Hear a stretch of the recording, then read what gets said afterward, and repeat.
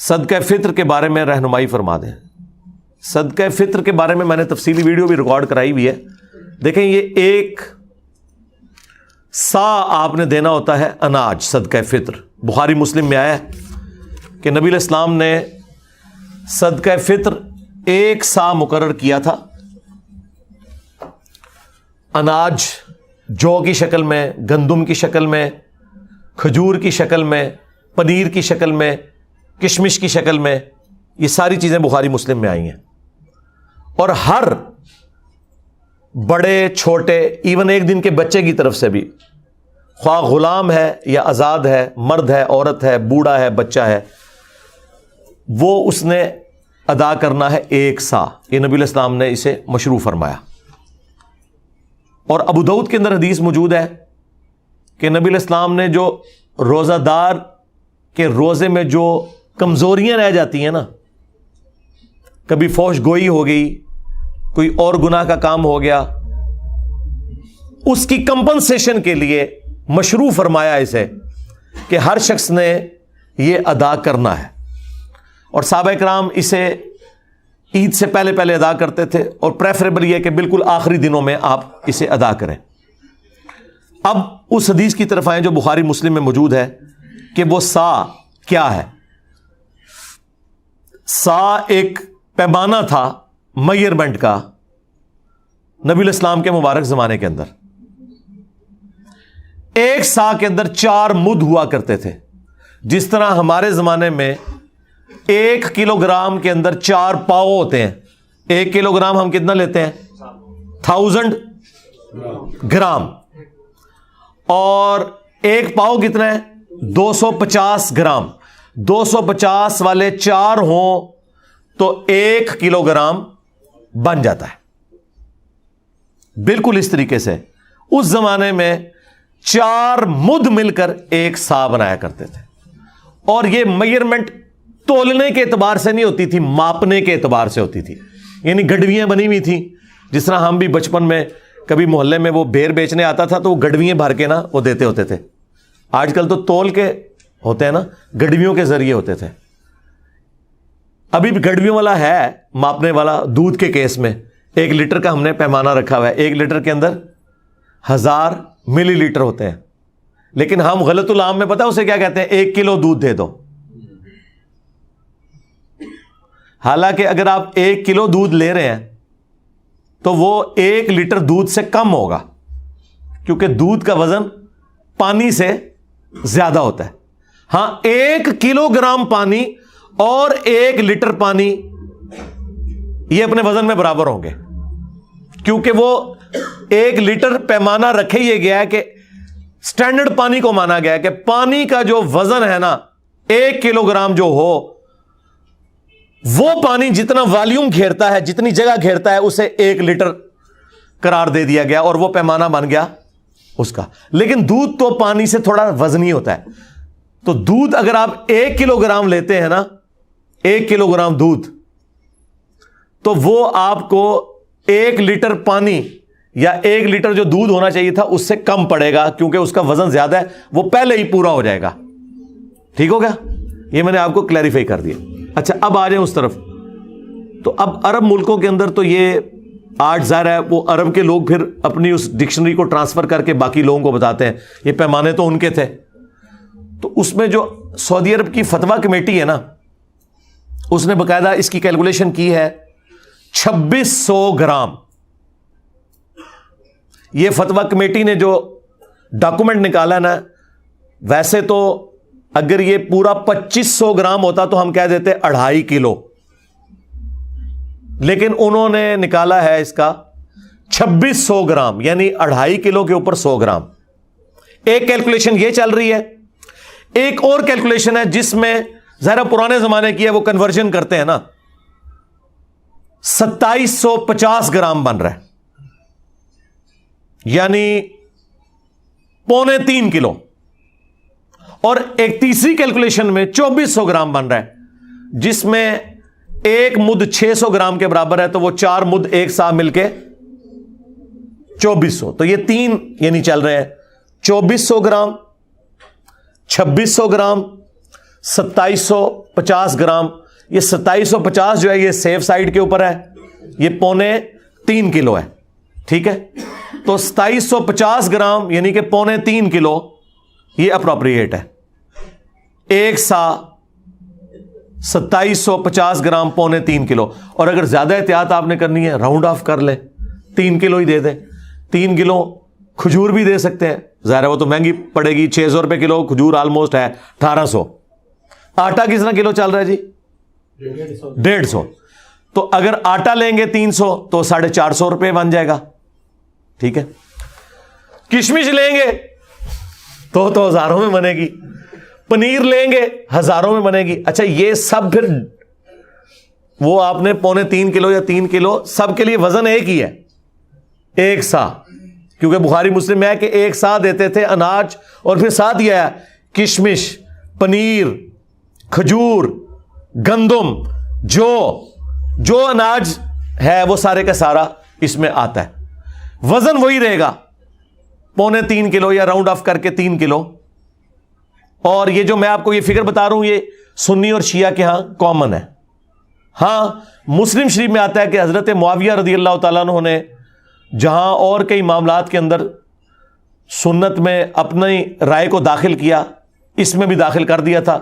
انہوں نے کہا تھا کہ جی ہمارے والی جو گندم ہے وہ اعلیٰ کوالٹی کی ہے, لہٰذا ہم آدھی گندم دیا کریں گے. تو ابو سعید خدری اس پہ ناراض ہوئے. انہوں نے کہا کہ میں جو چیز رسول اللہ سے سن چکا ہوں اور آپ کے حکم پہ عمل کر چکا ہوں, میں تو مرتے دم تک ایک سا ہی دیا کروں گا صدقہ فطر. تو شکر الحمدللہ ماموں پارٹی بھی ایک سا ہی دیتی ہے آج. ہاں وہ ماموں کے مطابق نہیں چل رہے بلکہ بخاری مسلم کے مطابق چل رہے ہیں. تو وہ آپ نے نصف سا نہیں کرنا کہ جی وہ والی گندم سستی ہے تو وہ والی مہنگی ہے. گندم جو آپ کھاتے ہیں وہ. اب اگر کوئی یورپ اور امریکہ میں ہے نا جناب, تو اس نے یورپ اور امریکہ کے ریٹ کے اوپر کرنا ہے.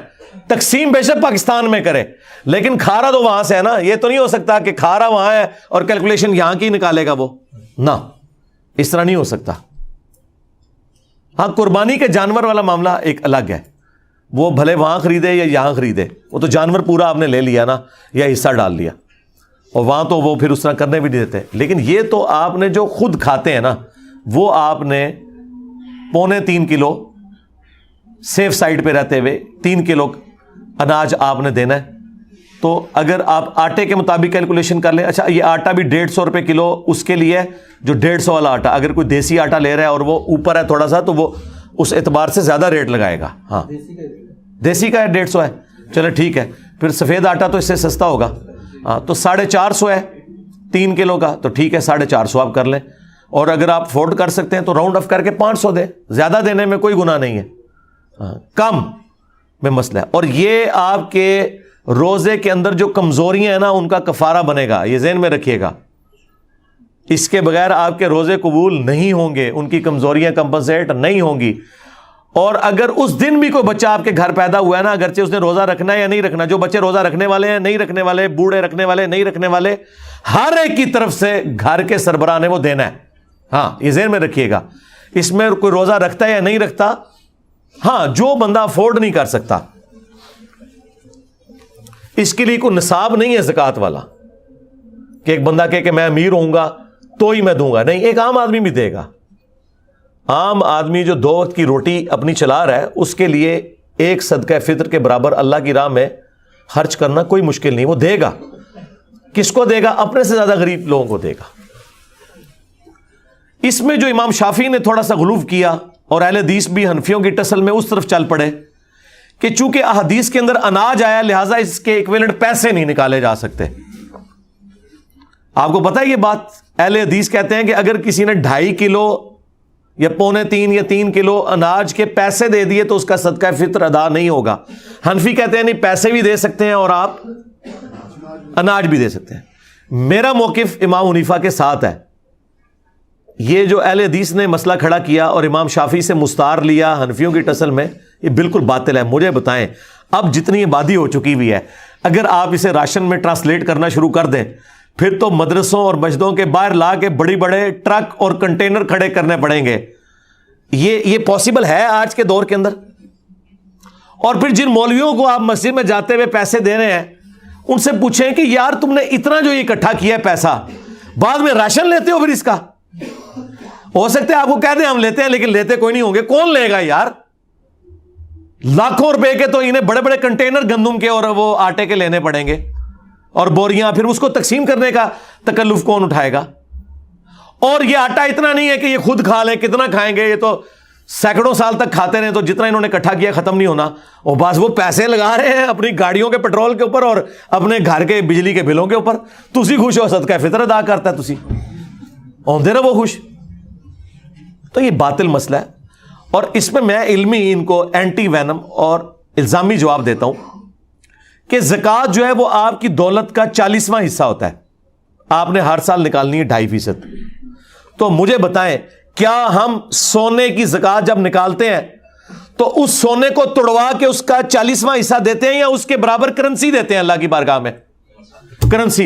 ادھر کبھی کسی اہل حدیث نے نہیں کہا کہ جی نہیں, وہ سونے کے بدلے سونا ہی دینا ہوتا ہے, کیونکہ زکوٰۃ تو سونے کے اوپر ہے اور سونا نکالنا ہے, چاندی کے بدلے چاندی نکالنی ہے. وہاں تو کوئی نہیں کہتا. وہ کیا کہتے ہیں جی ایکویلنٹ ہی ہے جی اس کے, ہاں ایکویلنٹ ہی ہے اس کے. تو یہ بھی ایکویلنٹ ہے.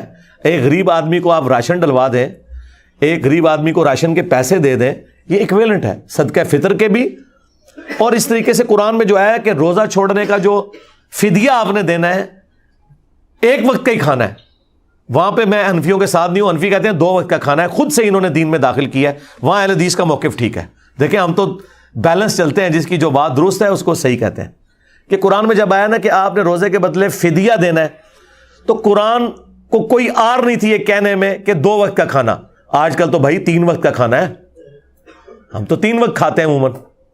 تو قرآن نے کہا کہ آپ نے مسکین کو فدیہ دینا ہے جو اوسطاً تم کھاتے ہو. تو اس کا مطلب ایک عام آدمی بھی, ایک گورا بھی پہلی دفعہ جب قرآن پڑھے گا نا, تو اس کا مطلب یہی لے گا کہ ایک مسکین کو 1 وقت کا کھانا کھلانا ہے. حنفیوں کا 2 وقت کا کھلانا باطل ہے, کیونکہ آج کل تو ہم 3 وقت کھا رہے ہیں. پھر ہر زمانے کا, ہر علاقے کا اپنا کلچر ہے. وہ بات ٹھیک ہے کہ ایک کھانے کے ایکویلنٹ, خواہ اسے کھانا کھلا دیں مسکین کو, خواہ اسے اتنی رقم دے دیں. اور یہی موقف تمام کفاروں کے لیے ہے, وہ 60 مسکینوں والا ہو, خواہ وہ 1 مسکین والا ہو, سب کا ایکویلنٹ یہ ہے کہ آپ پیسے بھی دے سکتے ہیں اور کھلا بھی سکتے ہیں. یہ آپ کی مرضی ہے, یہ اس کے اندر ٹالرنس موجود ہے. لہٰذا میں صدقہ فطر کے حوالے سے بالکل کلیئر ہوں. اگر آپ پیسے بھی دیتے ہیں کوئی ایشو نہیں ہے, اور جو لوگ زیادہ افورڈ کر سکتے ہیں وہ 3 کلو یا 3.25 کلو کشمش کی رقم کیلکولیٹ کریں. اب مجھے تو اس کی قیمت پتہ ہی نہیں کہ اس وقت کیا ہوگی, کیونکہ ہم تو اس طرح یہ کوئی آئٹم نہیں ہے, یہ تو چھٹانک برابر لیا جاتا ہے, اتنا مہنگا ہے, تو وہ ہزاروں میں بن رہا ہوگا. پنیر, چلے پنیر کی تو ہم کیلکولیشن کسی حد تک کر سکتے ہیں اس اعتبار سے کہ دیسی گھی کا کیا ریٹ چل رہا ہے جی آج کل, 3,000 روپے کلو, تو 9,000 روپیہ ہوگا اگر آپ دیسی گھی بھی دے سکتے ہیں. یہ بھی وہ ساری مصنوعات ہیں جو آپ کے کامن یوز میں ہے. تو کسی کو زیادہ شوق ہے خرچ کرنے کا اور اسی مد میں, تو 9,000 روپیہ ایک گھر کے فرد کی طرف سے بے شک دے. 3 کلو دیسی گھی, جو چیزیں آپ کے کھانے کے یوز میں ہیں, اناج کی شکل میں ہو, کیونکہ وہاں پنیر آیا تھا نا, تو وہ آپ دے سکتے ہیں. وہ آپ کی مرضی, جس طریقے سے آپ مرضی کریں, وہ اللہ تعالیٰ نے آپ کو ٹالرنس دی ہوئی ہے. لیکن بہتر یہی ہے کہ آپ وہی چیزیں جو احادیث کے اندر آئی ہیں, جو کشمش, پنیر, گندم اور اسی کی فارم آٹا, کھجور, یہ آپ دے سکتے ہیں. کھجور کی کیلکولیشن چلے آسان ہے, جو اچھی والی تھوڑی سی نارمل کھجور ہے وہ 600 روپے کلو ہے, تو 1800 بن گیا. چلے 2,000 روپے آپ فیکس دے دیں. ضروری ہے آپ نے 500 دینا, 2,000 بھی دیں فیکس. اور ہر گھر کے ہر فرد کی طرف سے آپ نے دینا ہے. جو بیچارے افورڈ نہیں کر سکتے وہ نہ دیں, وہ لے لیں. ہاں ظاہر ہے اللہ تعالیٰ نے بیلنس کیا نا, زکوٰۃ دینے والے جبھی اپنی زکوٰۃ دیں گے جب کوئی لینے والا بھی موجود ہوگا. ہاں تو وہ لے لیں اگر نہیں دے سکتے. لیکن اگر وہ افورڈ کر سکتے ہیں تو وہ اپنے سے غریب لوگوں کو دیکھیں. دنیا میں ہر غریب آدمی سے نیچے بھی کوئی غریب آدمی موجود ہوتا ہے, صرف آپ کو نظر نہیں آ رہا ہوتا کیونکہ آپ نے چشمہ اپنا لگایا ہوا ہوتا ہے. اس لیے مسلم شریف میں حدیث ہے, نبی علیہ السلام نے فرمایا ہمیشہ اپنے سے نیچے والے لوگوں کو دیکھو, یوں تمہیں اللہ کی نعمتوں کے اوپر قناعت نصیب ہوگی, صبر آ جائے گا. اوپر نہ دیکھو, اوپر کا تو اینڈ ہی کوئی نہیں ہے. اچھا اوپر جہاں دیکھنا چاہیے وہاں اوپر دیکھتے ہی کوئی نہیں, اور وہ ہے آخرت کے معاملے میں. ادھر کہتے ہیں بڑے گناہگار ہیں جی, کتنے نبی صلی اللہ علیہ وسلم انہوں نے صحابہ, ٹھیک ہے, یعنی وہ یہ کہہ رہے تھے ابو جہل پڑھنا جائے, سانو یہ نہ کہو کہ ابو بکر عمر عثمان و علی کے راستے پہ چلے. جہاں ہمیں کوشش کرنی چاہیے اعلیٰ درجے کی کہ ہم پیغمبروں کا پڑوس جنت میں حاصل کریں, وہاں کہتے ہیں سیدھے بڑے گناہگار ہیں, اور دنیاوی معاملات میں دوسری طرف چل پڑتے ہیں. یہ انسان اپنے آپ کو دھوکہ دے رہا ہوتا ہے, اس سے زیادہ کچھ نہیں ہے. اور نبی علیہ السلام نے بالکل اپوزٹ اس کے تعلیمات دی ہیں. بخاری مسلم میں حدیث ہے, اے اللہ محمد اور آل محمد کو بس اتنا ہی رزق دینا کہ ان کی روح اور جسم کا رشتہ برقرار رہے, بس سانسیں میری چلتی رہیں, اتنا رزق کافی ہے. ہاں, بخاری مسلم دونوں میں حدیث ہے. عائشہ سلام اللہ علیہا کہتی ہیں کہ بعض اوقات 1 مہینہ, بعض اوقات 2-3 مہینے بھی گزر جاتے تھے, ہمارے گھر چولہا نہیں جلتا تھا, 2 کالی چیزوں کھجور اور پانی کے اوپر گزارا ہوتا تھا, اور وہ بھی ٹنوں ٹن نہیں, 2 کھجوریں صبح 2 شام کے وقت, یہ ٹوٹل خوراک تھی. اور ایک میٹھا پانی کا پیالہ جو اس زمانے میں کئی میلوں سے پیدل بھر کے لانا پڑتا تھا, تکلیف دہ کام تھا, اس لیے پانی بھی کوئی تھوک کے صاف سے نہیں تھا جو آج آپ ٹوٹیاں کھول دیتے ہیں. پانی میٹھا بھی ایک ایشو تھا. یہ ٹوٹل ان کا ایک سرمایہ تھا. اور پھر وہ رکت انگیز حدیث جو بخاری مسلم کی ہے, جب نبی علیہ السلام اپنی بیویوں سے ناراض ہو کے گھر کے اوپر والے حصے میں شفٹ ہو گئے, جس میں صرف ایک مشکیزہ کونے میں لٹک رہا تھا اور ایک برتن پانی والا اور ایک چٹائی, اور اس پہ نبی علیہ السلام آرام فرماتے, اور آپ کے اوپر کرتا بھی کوئی نہیں تھا, صرف تہمت باندھی ہوئی تھی, آپ لیٹے ہوئے ہیں. حضرت عمر اجازت لے کے جب گئے, آپ نے ایلا کیا تھا, 1 مہینے تک بیویوں سے ناراض ہوئے تھے کیونکہ بیویوں نے ڈیمانڈ کی تھی کہ اب تو ہمیں وسعت ہو چکی ہے, ہمارا خرچہ بڑھائیں, لیکن حضور تو فقر کی زندگی گزار رہے تھے. اور پھر اللہ تعالیٰ نے اپنے نبی کا ساتھ دیا ہے, ان کی بیویوں کا ساتھ نہیں دیا. سورۃ الاحزاب کی آیات نازل کی کہ اے نبی اپنی بیویوں سے فرما دو کہ اگر تم دنیا اور اس کا مال چاہتی ہو تو آؤ میں تمہیں یہ مال دے کے رخصت کر دیتا ہوں, طلاق دے دیتا ہوں, اور اگر تم اللہ, اس کا رسول اور آخرت کا گھر چاہتی ہو تو اسی طرح گزارا کرنا ہوگا, کیونکہ اجر بھی تو ڈبل ہونے والا ہے نا. تو نبی علیہ السلام 1 مہینے تک ناراض رہے گھر کی چھت پہ.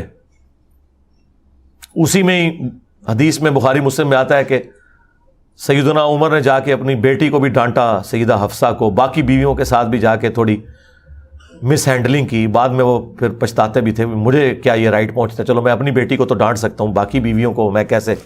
لیکن وہ حضور کی محبت میں آپ پتہ ہے حضرت عمر تو پھر میرے سے زیادہ جذباتی تھے.